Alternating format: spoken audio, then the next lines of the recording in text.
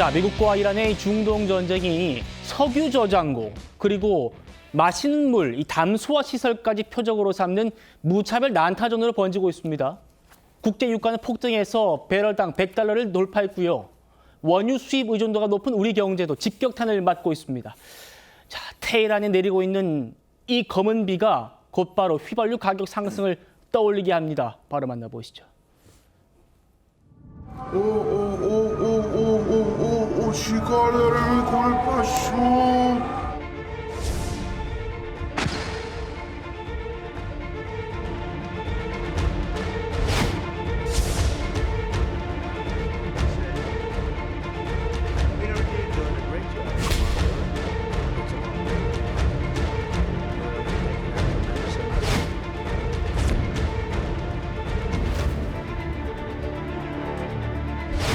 It's an absolutely apocalyptic scene here. The facility appears to be completely in ruins now after these massive airstrikes, and again, still on fire, still burning. It's been raining this morning in Tehran. There was oil mixed into the rain.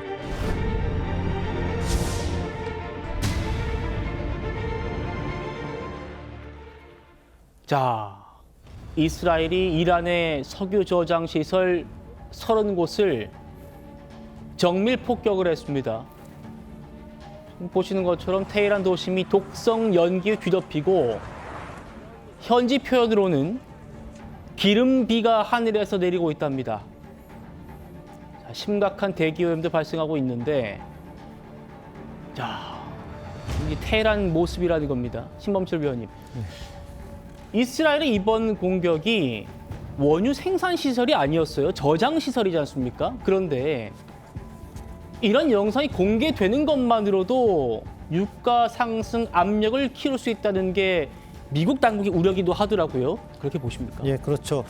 지금 이제 전쟁이 일주일이 됐고 일주일이 가장 중요하다고 제가 전에 말씀드린 적이 있기 때문에 그것부터 점검하면 네. 군사적 차원에서는요, 미국이 의도한 대로 진행을 하고 있는 측면이 강합니다. 다만 정치 외교적 측면에서는 미국이 의도한 바를 아직은 달성하지 못하고 있다 이렇게 평가를 하고요. 예. 이 과정에서 미국과 이스라엘 간의 전쟁 목표가 다르지 않나 하는 징후가 나타나고 있는 것이 바로 저것이다. 미국은 트럼프 대통령이 이야기한 것처럼 이란이 핵 포기하는 선에서 전쟁을 가급적 짧게 종결시키고 싶어하는 것들이 여전히 나타나고 있습니다. 그런데 이스라엘 같은 경우에는요, 이란의 능력 자체를 파괴하는 데 더 중점을 두고 있는 것 같아요. 예. 그러니까 레짐 체인지까지는 못하더라도 레짐을 붕괴시키겠다는 의도가 강하고, 뭐 원유 저장 시설이라고 해도 사실 군사적 목표가 될 수는 있습니다. 제가 이 자리에서 전쟁 지속 능력을 말씀드렸고, 전쟁 지속 능력의 일부로서는 에너지원이 군사적 목표로 타겟이 될 수는 있어요. 그렇지만 그것의 우선순위는 지금 미국과 이스라엘이 다르지 않나. 여기에서 이스라엘이 조금 앞서 나가고 있고 그것을 미국 행정부가 걱정하는 측면이 있는 것 같습니다. 예.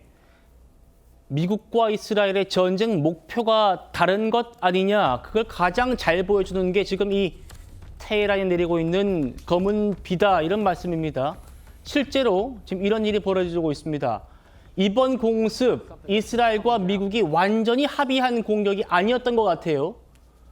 미국 당국자 입에서 이게 대체 뭐하는 짓거리냐, F로 시작하는 욕설까지 나왔다는 보도가 나왔습니다. 그리고 조금 전에는 트럼프 대통령이 사위를 비롯해서 이 특사를 이스라엘에 보낸다, 이런 보도도 나왔습니다.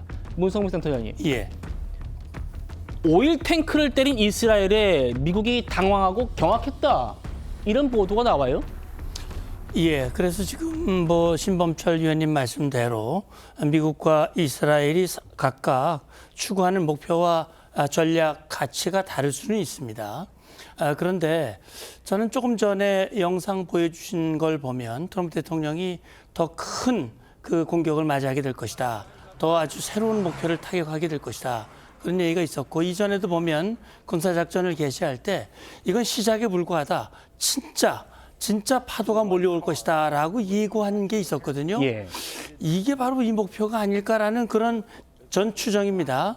그러니까 지금 말씀하신 대로 서로 추구하는 목표가 다르고 그렇게 해서 이견이 나타나는 행동으로 차이가 나타나는 것일 가능성이 하나 있고, 아니면 미국과 이스라엘이 서로 이 역할 분담을 해서 적어도 이런 부분은 이스라엘이 담당하고 이런 부분은 미국이 담당하고 이런 식으로 하고 있을 가능성, 이런 것들도 염두에 둘 수 있는데, 어쨌든 지금 미국 당국자가 이스라엘의 불만을 제기하고 트럼프 대통령이 특사를 보내는 걸로 보면 일단 미국과 이스라엘 간에 뭔가 이견이 있어 보이는 건 맞는 것 같습니다. 예, 최병묵 의원님. 네. 이건 좀 정치적으로 제가 해석이 필요해서 한번 여쭤보겠습니다.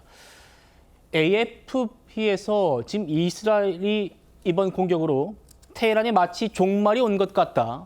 그리고 이제 CNN 기자가 지금 테헤란에 있는 한 자동차를 쓱 손으로 만지니까 검은 그림이 잔뜩 묻어 나오는 기름비가 내리고 있는 이 상황에 대해서 트럼프 대통령도 좋아하지 않는 공격이다, 이런 말들 나오고 있고요.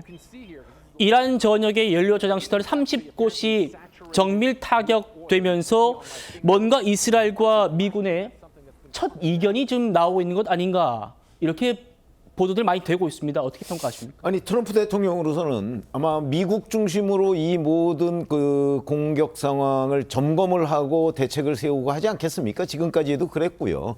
그런 걸 보면, 자, 그 이스라엘이 그 원유 저장고를 저렇게 30곳을 정밀 타격하니까 당장 국제 유가가 $100를 돌파했어요. 예.